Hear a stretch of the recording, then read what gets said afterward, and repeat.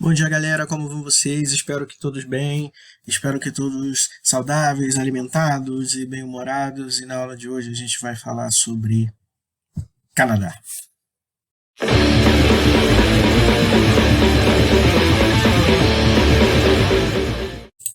Então vamos lá, galera. A gente começa a falar agora sobre o Canadá, que é nada mais nada menos do que o segundo maior país do mundo, ficando atrás apenas da Rússia, né? Então a gente já está falando aí de um território gigantesco, porém com uma característica bastante peculiar. Mais da metade do território se encontra em regiões polares e subpolares, o que ajuda a gente a entender a má distribuição da população no território, conforme a gente vai dar uma observada nos mapas ali na frente.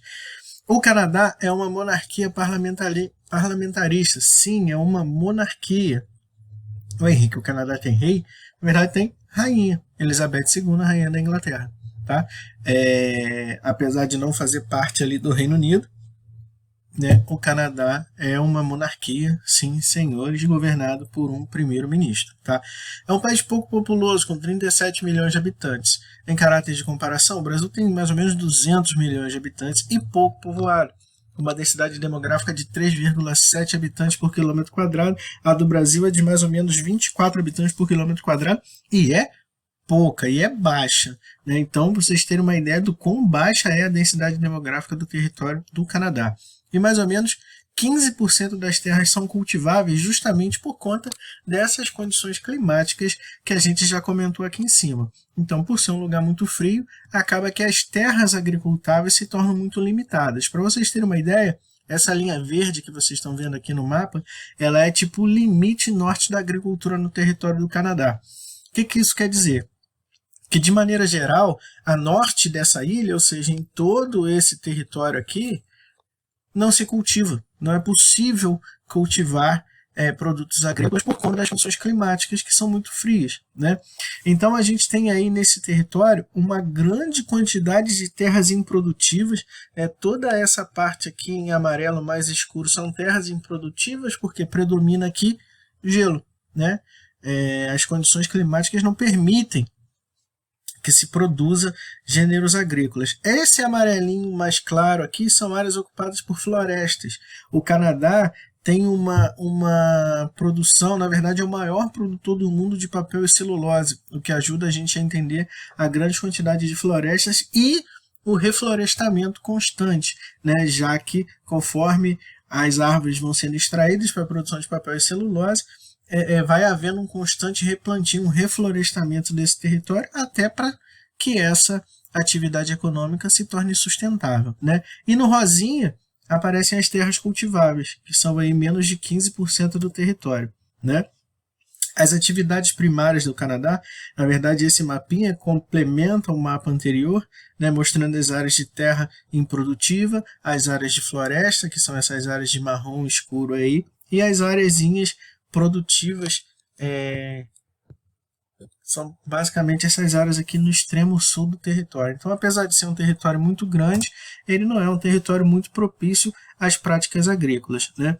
Aqui a gente vê as características climáticas desse território. Então, nesse verde escuro aí predominante, é uma área de clima considerado subártico, né, subpolar. Então, a maioria, né, significativa desse território aí. E o clima polar nessas áreas cinzas. Né? Ok? 40% da população canadense é de origem britânica e 27% é de origem francesa. E é lógico, o restante que falta, né, é de outras origens e outras procedências e tal. Então, o território do Canadá, ele tem inclusive 2 idiomas oficiais, ele tem o inglês e o francês, que se fala basicamente na província de Quebec, que é onde fica Montreal, por exemplo. Né? Inclusive, nessa província de Quebec, de tempos em tempos surgem alguns movimentos separatistas. O que é isso? É uma parcela da população que gostaria que Quebec se tornasse um país independente do Canadá. Já aconteceu, inclusive, referendo, que é o quê? Tipo uma eleição, onde a população é consultada e a população canadense foi consultada se era a favor ou contra da separação de Quebec o não venceu e Quebec continua fazendo parte do território do Canadá. Mas de tempos em tempos, principalmente quando em período eleitoral, quando algum político quer tirar alguma vantagem nisso para atrair voto, essa questão separatista volta à tona no Canadá. Tá? Aqui tem o território do Canadá, mostrando para a gente aí a divisão, né, entre as províncias e os territórios do Canadá. Então, aqui ó, é a região de Quebec, que, como eu falei com vocês, é onde há essa solicitação, essa reivindicação, por assim dizer, de independência em relação ao Canadá. Para os fãs de How I Met Your Mother, Manitoba, aquele território que a Robin Scherbatsky sempre cita no seriado. Aqui tem as principais cidades do Canadá, então vocês veem aqui, ó, Vancouver, Ottawa, que é a capital, né? Montreal, a cidade de Quebec, Toronto, né? Que são as principais cidades aí do território canadense. Esse mapinha vem mostrando os recursos naturais e a indústria no Canadá.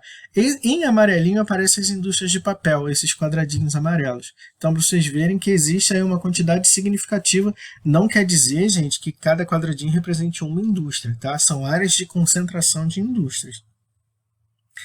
Os vermelhinhos são as disponibilidades de recursos naturais, né? Então você vê aí uma quantidade significativa de carvão mineral, de petróleo, de ouro.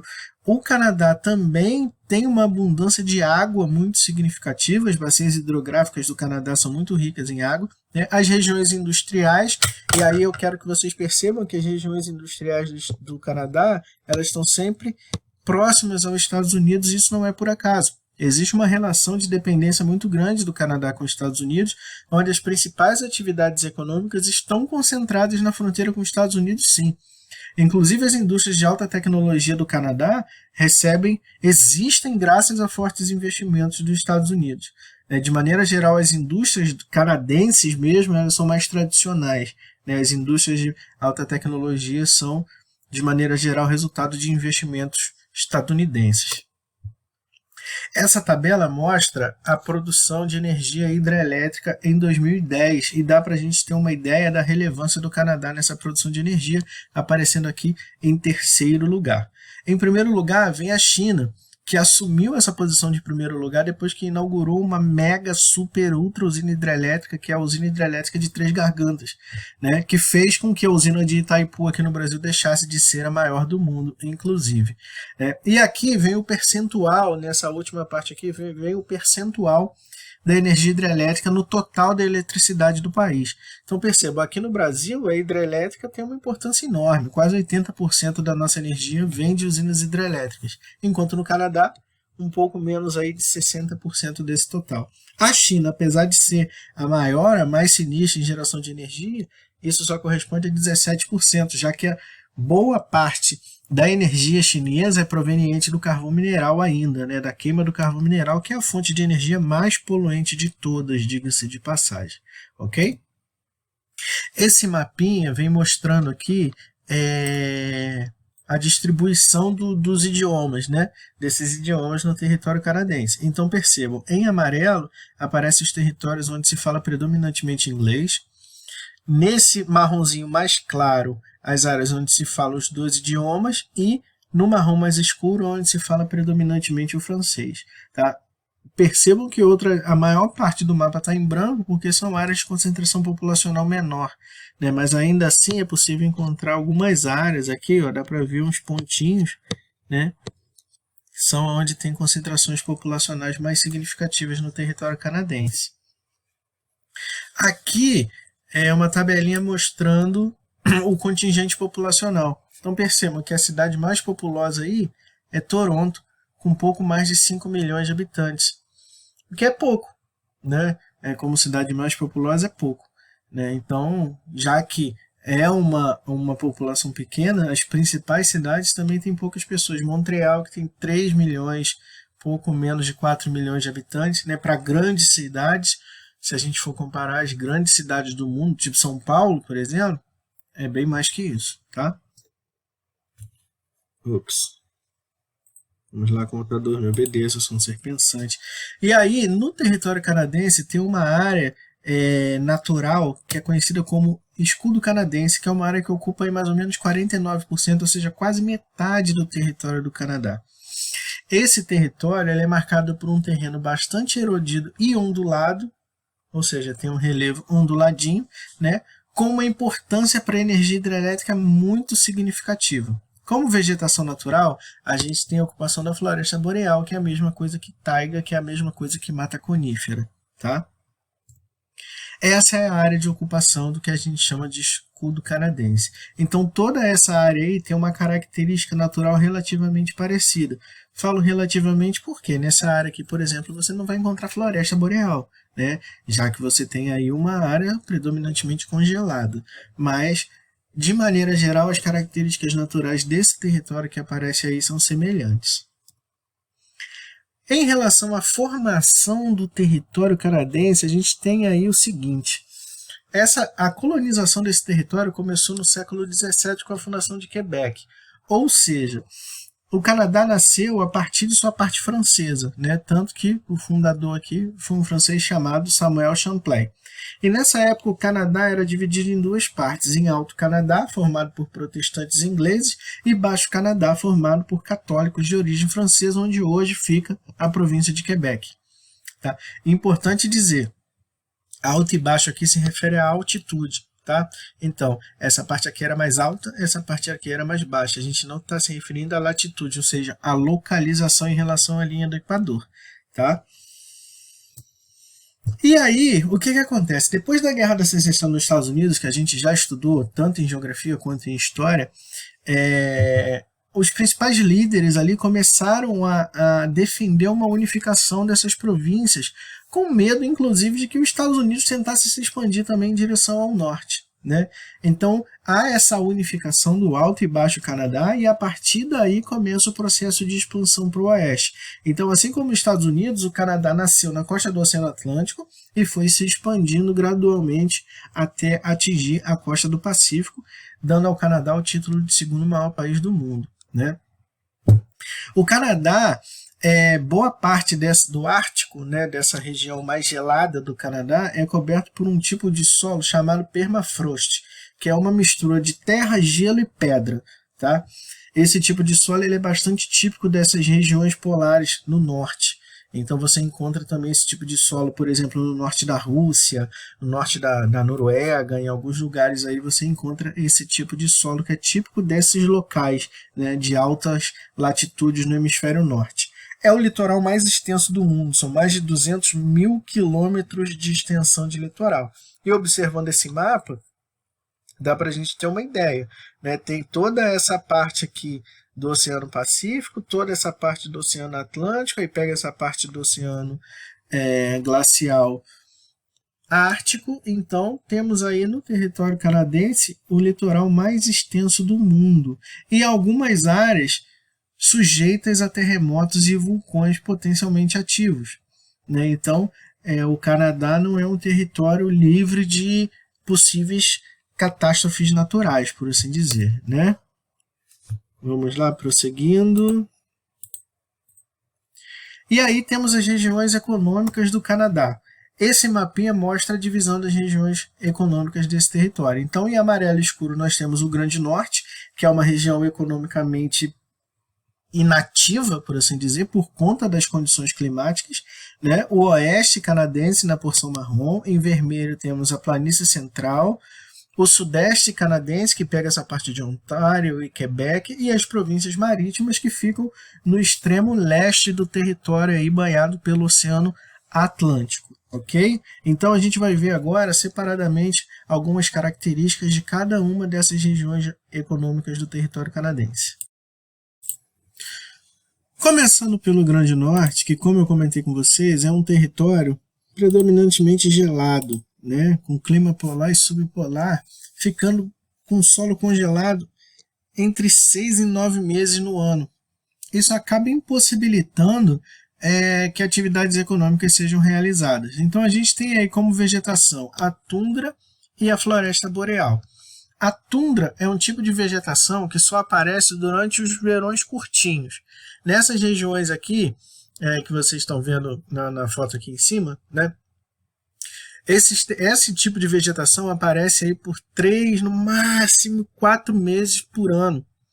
Depois isso tudo é congelado de novo e essa vegetação desaparece. É uma vegetação rasteira formada por musgo, por líquen, né? E por conta dessas características naturais, ela não tem nenhuma finalidade econômica, né? Porque ela aparece por um curto período de tempo, depois congela de novo, então não existe finalidade econômica, importância econômica para a vegetação da tundra, diferente da floresta boreal, que é a mesma coisa que taiga, que é a mesma coisa que mata conífera, que apresenta uma madeira de qualidade, né? E que no caso do Canadá é bastante utilizada na produção de papel e celulose, né? Essa região ela é bastante rica em minérios, mas demograficamente falando é vazia, né? Justamente por conta dessas condições climáticas extremamente rigorosas. E tem aqui o extrativismo vegetal desse tipo de vegetação da floresta boreal, né? Como a gente já observou lá atrás. Aqui tem outras imagenzinhas, né? Essa imagem aqui da direita é em Nunavut, que é uma parte no norte do Canadá, né, uma localidade no norte do Canadá. Então aqui vocês podem ter uma ideia das condições climáticas, né? Imaginem como é a vida em Nunavut, com essas condições aqui super agradáveis de vida, né? Aqui é a vista do rio Mackenzie, né? Olha que interessante, isso aqui é um rio completamente congelado, né? Como vocês podem perceber.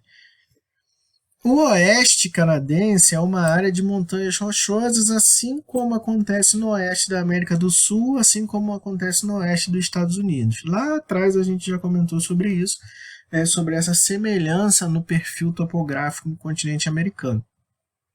É uma região de vegetação natural, onde a vegetação natural também é a floresta boreal, onde tem importantes indústrias de papel e celulose, além da pesca de salmão. A principal cidade dessa região aí do Canadá é Vancouver, como vocês podem ver nesse mapinha. Vancouver, destino de inúmeros brasileiros que vão para lá para morar, para viajar, para fazer intercâmbio, né? A planície central é uma área de terras baixas, assim como nos Estados Unidos, assim como na América do Sul, né, ocupada basicamente por pradaria, que são gramíneas, né? É um nome bonitinho para capim, basicamente. É a área de terra fértil do Canadá, então por isso é uma área chamada de celeiro agrícola, né, onde as principais atividades agrícolas do país são desenvolvidas. E altamente mecanizada, o que significa um baixo emprego de mão de obra, significa que poucas pessoas trabalham nas áreas rurais do Canadá, né? Já que é uma atividade altamente mecanizada, além de apresentar recursos minerais importantes, como o petróleo, como o gás natural, como o carvão mineral. Beleza?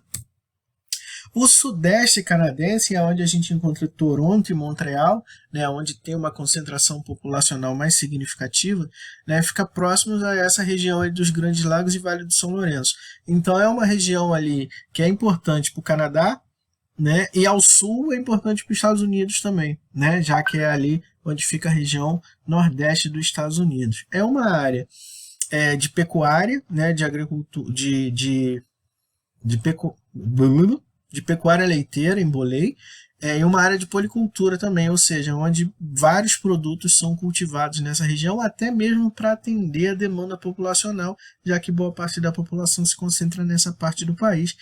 E indústrias tradicionais, indústrias pesadas, como é o caso da metalurgia, como é o caso da siderurgia, tá? Além da indústria de papel, que a gente já viu no mapa que ocupa aí diversas partes do território canadense.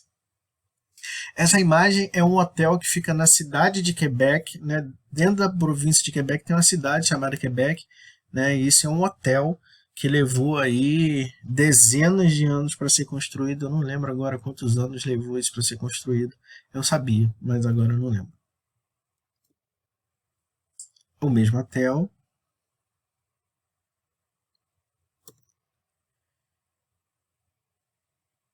Também Quebec. Essa é a igreja de Notre Dame, a Catedral de Notre Dame de Montreal, né? É provavelmente a igreja mais bonita que eu já vi por dentro. Olha que eu já vi igreja dessa, né? Enfim. Essa imagem é de Montreal também, fica numa região que é tipo a Montreal antiga, né? Esses fios aqui que vocês estão vendo são tirolesas, tá, gente? É surreal, assim, animal o negócio. Isso é uma comida típica chamada poutine, que é batata frita com molho de carne e queijo. A batata frita de lá é bem feia, diga-se de passagem, né? Como vocês podem ver aí. E esse rango aí não me agradou muito não, sabe? E essa área aí, isso aqui é tipo, tem um elevador aqui que sobe nessa angulação e aí você lá em cima você vê Montreal inteiro praticamente, né? Isso era um parque olímpico, né? Foi onde foi realizada as Olimpíadas de Montreal e que continua sendo utilizado de maneira bastante significativa, diferente do que acontece aqui no Brasil, onde as instalações olímpicas, boa parte das instalações da Copa do Mundo são abandonadas, né? Enfim. E por fim temos as províncias marítimas, que fica na costa do Oceano Atlântico, que tem como principal atividade econômica a pesca, tanto do bacalhau quanto da baleia. Sim, pesca-se baleia nessa região. Além de poricultura, ou seja, produz-se vários gêneros agrícolas nessa região, tá? Pessoal, era basicamente isso que eu tinha para falar para vocês hoje, para falar sobre o Canadá. Qualquer dúvida, entre em contato aí, tá? Beijo no coração de vocês e até a próxima.